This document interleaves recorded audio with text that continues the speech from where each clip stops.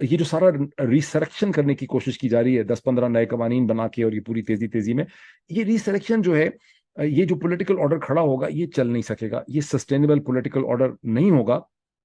اور عمران خان جس کو ختم کر، یعنی ساری تھنکنگ یہ ہے، عمران خان کے حمایتیوں کی تھنکنگ یہ ہے کہ عمران خان کے نتیجے میں سب چیزیں ٹھیک ہو جائیں گی اگر ان کو پاور مل جائے.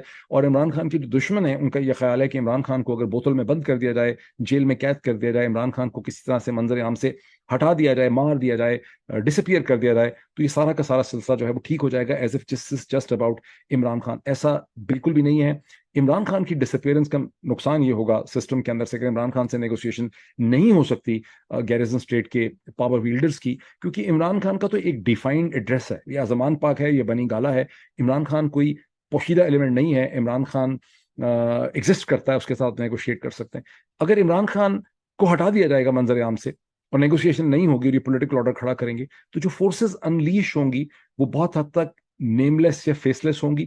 وہ ریلیجس یا سیکٹیرین نیچر ہوں گی پنجاب میں، وہ ڈفرنٹ پارٹس کے اندر بڑی اسٹرانگ ایتھنک اور نیشنلسٹک ان کی فارمز ہو سکتی ہیں.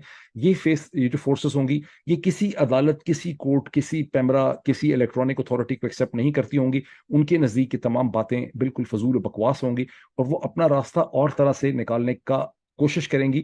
اور یہ تمام ہتھ کنڈے جو اس وقت گیرزن اسٹیٹ استعمال کر رہی ہے عمران خان کے خلاف، یہ ان کے خلاف بالکل بیکار اور بے سود ہوں گے.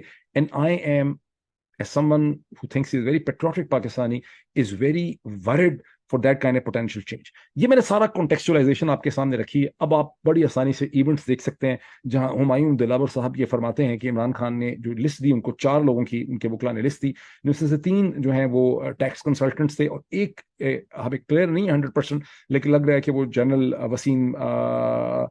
وسیم چیمہ صاحب کا نام دیا گیا. یہ اور بات ہے کہ ایک دن پہلے مجھے پتا چلا کہ عمران خان نے 8 وٹنسز کے گواہوں کے نام اپروو کیے تھے، اور ان میں بہت سے لوگوں کے نام ہیں. اس میں روف حسن صاحب کا بھی نام ہے، اس میں جنرل وسیم چیمہ کا نام تھا، اس میں ٹیکس کنسلٹنٹس تھے. لیکن جج صاحب نے یہ کہا، ہمایوں دلاور صاحب نے، کہ یہاں پر میں نہیں سمجھتا کہ there is any need and reliance for these tax consultants, مجھے تو یہ چاہیے، مجھے وہ تو چاہیے. اصل میں وہ بالکل غلط فرما رہے ہیں. ٹیکس کنسلٹنٹس کی وجوہات اس میں یہ ہیں کہ جو ساری کنفیوژن پیدا کی گئی ہے، یہ آپ کو پتا ہے کہ یہ پی ڈی ایم کی اسپیکر کی طرف سے، یہ حکومت کی طرف سے ہی یہ کیس بنا کے بھیجا گیا الیکشن کمیشن پاکستان کو. الیکشن کمیشن پاکستان نے پہلے اپنی دانس میں عمران خان کو ڈسکوالیفائی کر دیا آرٹیکل 62(1)(p) کے تحت، ایف کے تحت وہ کر نہیں سکتے تھے. پھر بعد میں ان کو خیال آیا کہ وہ کر ہی نہیں سکتے، اس لیے ان کو ایک ایڈیشنل سیشن جج کے سامنے اس کو بھیجنا پڑ گیا.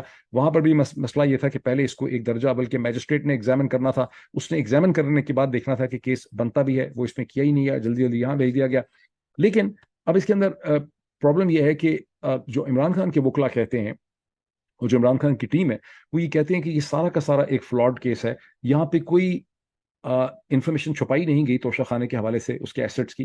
یہاں پہ کوئی مس ڈیکلیریشن نہیں ہے. یہاں صرف یہ ہے کہ 2 ڈفرنٹ لیگل اسٹیٹ فورا جو ہیں، ایک الیکشن کمیشن آف پاکستان اور دوسرا فیڈرل بورڈ آف ریونیو، دونوں کے ڈفرنٹ فارمز کی ڈفرنٹ ریکوائرمنٹس اور ٹیکنیکلٹی اور ڈفرنٹ ٹائم پیریڈ میں، یعنی کس فارم میں کیا چیز ڈکلیئر کرنی ہے، وہاں کیا خانہ بنا ہوا ہے، جیسا کہ آپ روز دیکھتے ہیں فارم بھرتے ہوئے، اس کے حساب سے ساری انفارمیشن جو ہے پرووائڈ کی گئی ہے. اور اسی لیے یہ جو 3 ٹیکس کنسلٹنٹس ہیں، جو عمران خان کے ٹیکس کنسلٹنٹ تھے، جنہوں نے فارم بھرے ہیں، بنائے ہیں، پریزنٹ کیے ہیں، ان کی وہ وہاں پر وٹنس لانا چاہتے تھے، جن کو کہ جج صاحب نے ریجیکٹ کر دیا ہے. انہوں نے کہا کہ فوری طور پہ میرے پاس آئے، میرے پاس وقت نہیں ہے، میں فوری طور پہ اس کو ڈیسائیڈ کرنا چاہتا ہوں. اور وہ اب دوبارہ کل صبح 9:30 بجے، جو اب یہ دن شروع ہو رہا ہے، دی 3rd of August 2023 تھرسڈے کے دن، وہاں پر اس کی دوبارہ سماعت جو ہے وہ شروع ہوگی. اب ایٹ دا سیم ٹائم، جیسا مشن امپاسبل کی فلم میں ڈفرنٹ جگہوں پہ ڈفرنٹ چیزیں ہو رہی ہوتی ہیں، وہاں پر یہ ہوگا کہ جب یہاں شروع ہوگی تو یہ ہائی کورٹ کے اندر بھی اس کی ایک ہیئرنگ شروع ہوگی، چیف جسٹس اسلام آباد ہائی کورٹ کے سامنے. اور اس کی وجہ یہ ہے کہ جب سپریم کورٹ کے سامنے ہیئرنگ ہوئی آج کے دن میں، جیسے جسٹس یحییٰ آفریدی کے سامنے جو پینل تھا، وہاں جب عمران خان کے وکلا پیش ہوئے تو سپریم کورٹ نے یہ کہا کہ چونکہ اس کے نیچے بھی آپ نے ایک لوور فورم کے اوپر بھی آپ کا